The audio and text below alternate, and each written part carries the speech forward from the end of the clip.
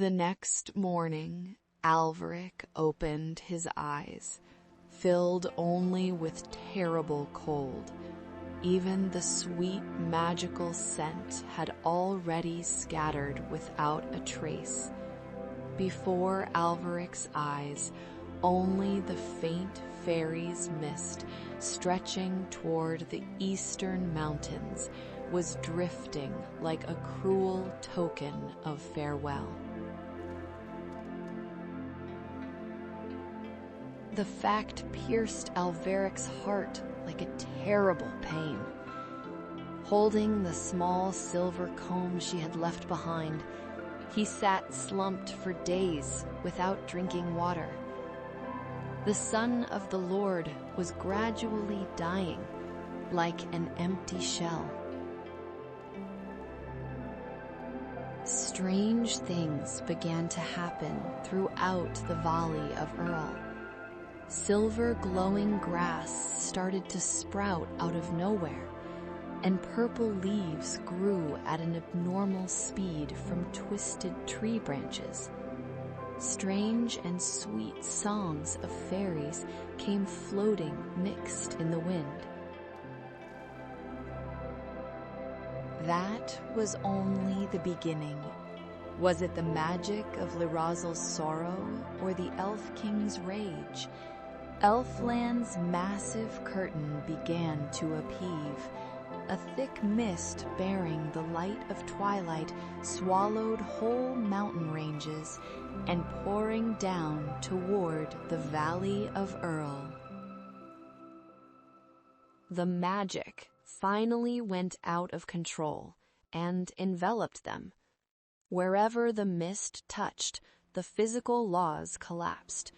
Crudely carved stone houses instantly transformed into pillars of crystal palaces, and reverse flow while sparkling like the Milky Way. People screamed, but soon bent their knees before the overwhelmingly wonder. The mist even snatched away the time of all living creatures. A bird stood still in mid-air with wings spread, and fire turned into floating flower petals. Characteristic smell of dirt perfectly vanished, and only fairies' breath filled the world. Finally, Elfland's mist completely swallowed the castle itself. Clouds were shattered to pieces, and the eternal twilight descended. The boundary completely collapsed down, and entire valley was forcibly incorporated as part of colossal Elfland. After everything ended, a perfect silence came to the Valley of Earl, a place where seasons no longer changed. No one aged or got sick. The price made home into a space of an eternal myth. An overwhelming quietness remained. And at the center of that light, Alveric slowly raised his head. Lirazel was silently smiling as she walked toward him. No one could know whether this was a fantasy or a miraculous reunion achieved as the two worlds merged.